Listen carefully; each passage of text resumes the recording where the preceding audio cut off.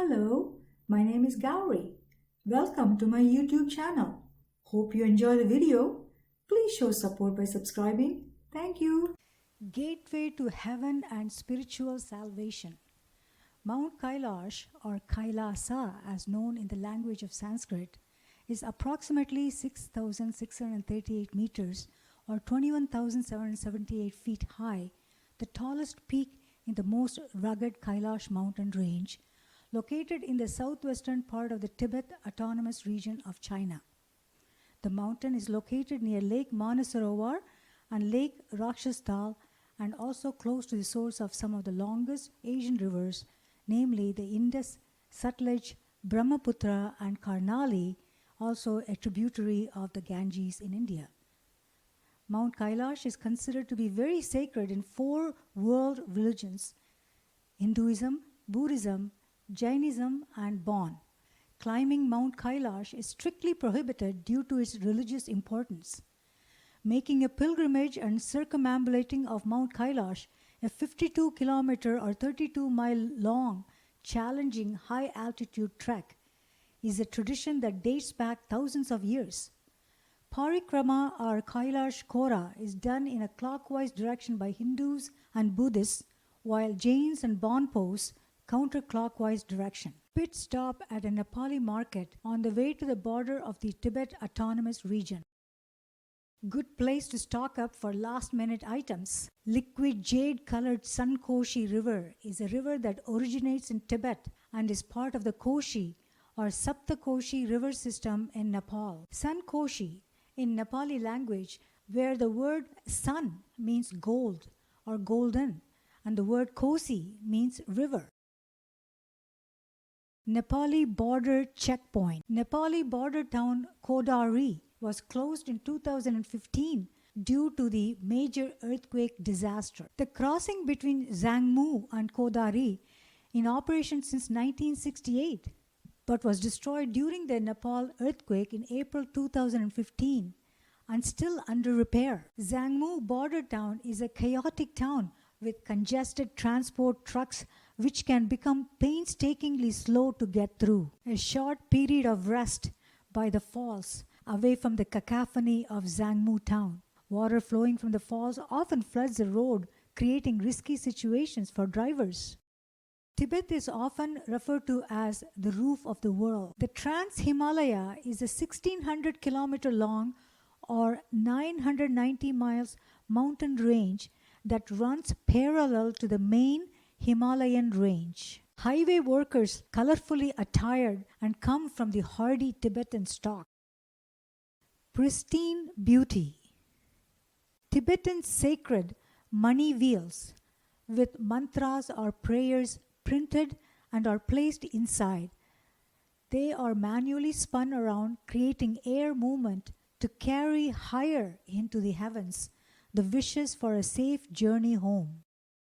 Yak horns to keep away evil elements. A quick lunch by a pretty little stream that has just recently thawed from yet another harsh winter. Wind-swept ripples on sand, reminding us the extreme desert-like conditions of the Tibetan Plateau. Camping under the stars in the Tibetan Plateau, referred to as the roof of the world, where massive snow-clad mountain ranges surround us. The Tibetan Plateau is home to a number of glaciers and source of some of the most important rivers of the world like Indus, Mekong, Yangtze, and Ganges. The landscape is bleak, barren, and rock-strewn. The vegetation and the conditions here are suitable for sustaining nothing other than the nomadic population. Nomadic existence was the natural way of life for the Tibetan people for thousands of years. Friendly, curious, and innocent in their enthusiasm to meet foreigners. It is said that nomads are being forced off the land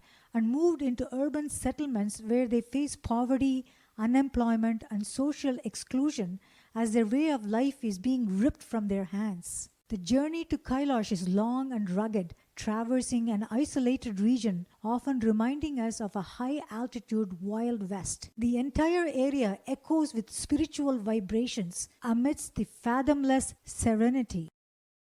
Tibet feels sacred, pure, and mysterious. roads and pristine environment not yet polluted by man. The Brahmaputra River, also known as the Yarlung Zangpo in Tibet, the ninth largest river in the world, flows through Tibet, India and Bangladesh. Paryang grasslands. For hundreds of years, nomadic Dokpa yak herders moved between the high-altitude Tibetan Plateau and the Himalayan valleys of Sikkim, following migration patterns that were crucial to their culture and their livestock. Life for the nomads has become increasingly difficult as they struggle to adapt their age-old survival strategies to their newly restricted territory. Visually impressive Tibetan Plateau. Tall and dangerous-looking sand dunes. A typical Tibetan monastery surrounded by money wheels and flags. Living in such harsh conditions, prayers and meditation keeps one grounded and grateful to be alive. Local storekeeper sells basic supplies like water, soft drinks, and locally mined crystals like corals, amethyst, turquoise, etc. Yak horns as a protective talisman. Tibetan Mastiff, the lord of the prairie, and also described as greater than a wolf and faster than a deer, is a killer dog bred by Tibetans for protection, a 5,000-year-old breed with the oldest genes in the world today. The hostess is in the process of making us hot butter tea, which is an acquired taste. Although it is called a tea, it is more like a buttery soup. Butter tea is made of yak butter, black tea and salt. The nomads sometimes drink up to 40 cups of butter tea a day. It is warm and hearty with a lot of calories, essential to keep one going. My first sight of holy Mount Kailash, the holiest lake of Tibet, aptly named as the Jewel of Tibet. Lake Manasarovar is a high-altitude freshwater lake fed by the Kailash glaciers.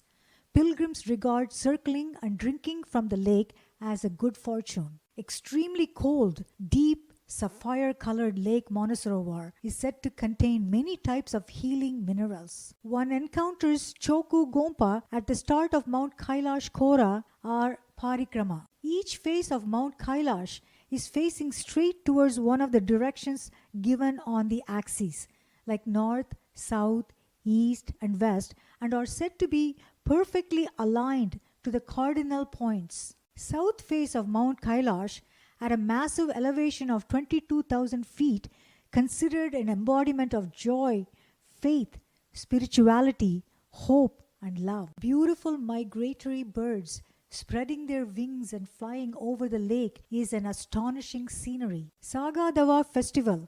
Saga means the fourth, and Dawa refers to month in Tibetan language. It is celebrated by everyone in Tibet to highlight the day when Lord Buddha attained enlightenment. The entire event is guided and instructed ritualistically by a Lama or spiritual leader. Tibetan musical instruments widely used in ceremonies, including drums, cymbals, were used as accompaniments to invoke spirits or banish evil.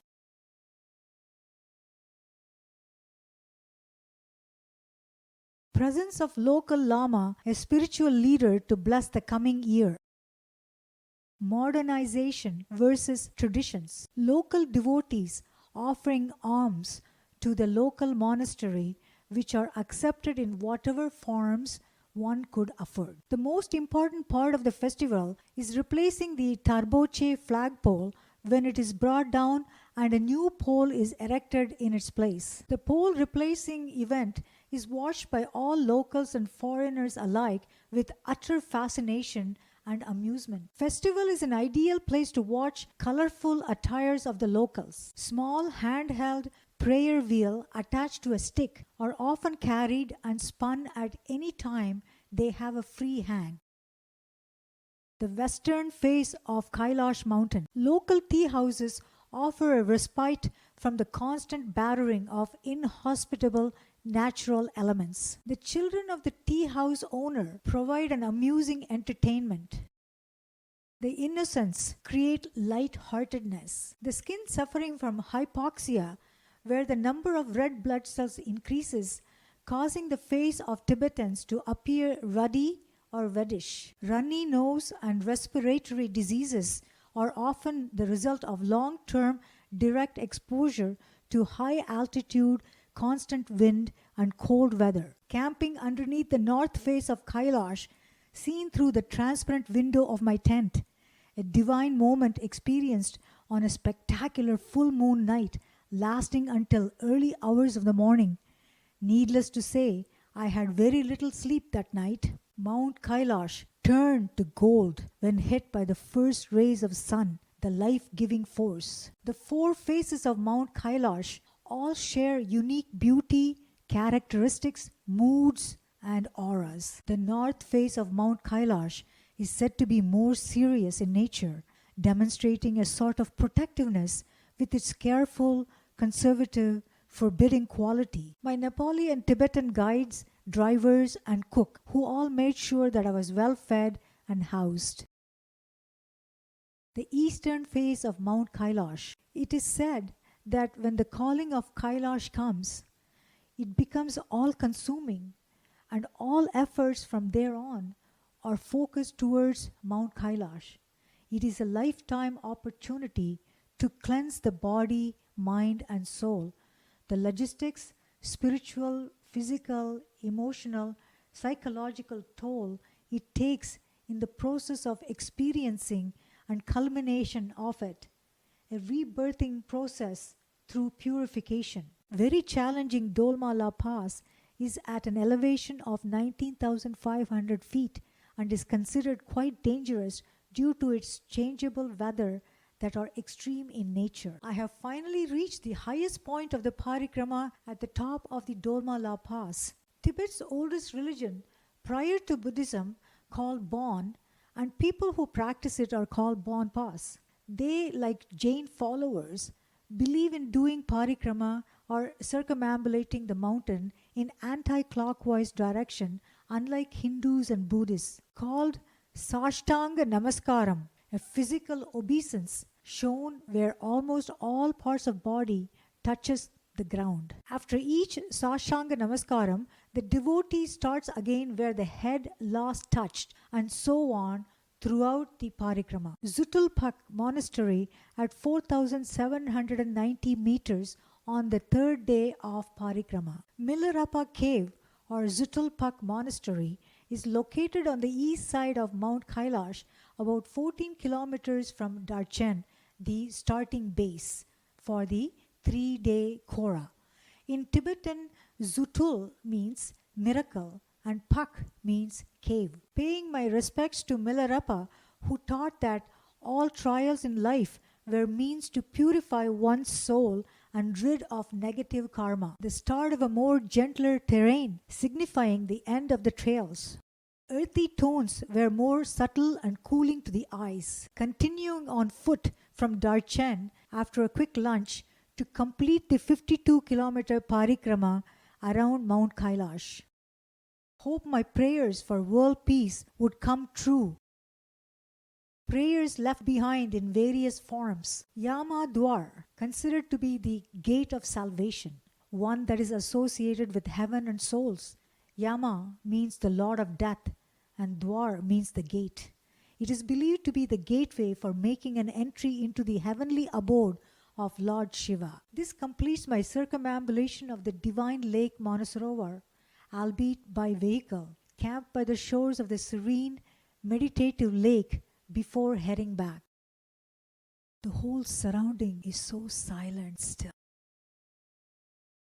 Start of our journey home. Crescent-shaped Rakshasthal in Sanskrit is called Lake of the Demon, while Lake Manasarovar is shaped round like the sun, where divine beings are said to congregate regularly. Also known as Ravanthal, the lake is saline and turbulent in nature. Tibetan nomads, a disappearing culture and race due to the ravages of time and modernization. Centuries-old traditions and ways of life is not sustainable due to the disappearing grasslands. Perennial poverty due to destruction by rising temperatures, livestock mortality, infestation of insects, and rodents depleting all living life forms are driving the nomads towards bigger cities with ill-equipped lifestyle training. The roof of the world calls so because of its exceptional mountains. Precious jewel of snows. Getting back to the civilization, remote agricultural settlements have started to crop up due to the increased awareness of organic lifestyle and products grown in the least polluted environment. More greenhouses help grow produce all year round. Young boys are enjoying life towards Zangmu border and on to Kathmandu. Hi, I hope you enjoyed the video. See you next time.